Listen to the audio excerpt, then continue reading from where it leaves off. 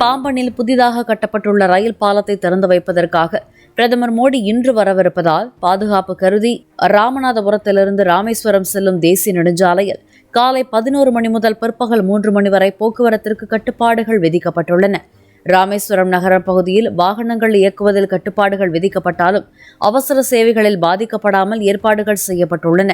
ராமேஸ்வரம் வரும் சுற்றுலா பயணிகள் அதற்கேற்ப பயணத்தை திட்டமிட்டு காவல்துறையுடன் ஒத்துழைக்குமாறு அறிவுறுத்தப்பட்டுள்ளது.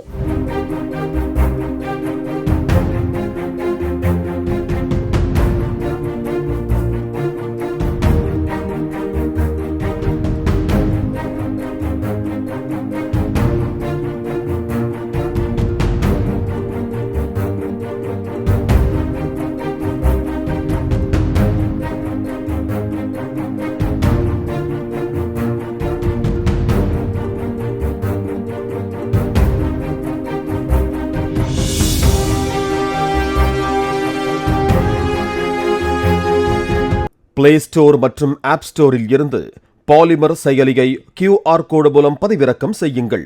செய்திகளை உடனுக்குடன் பெறுங்கள்.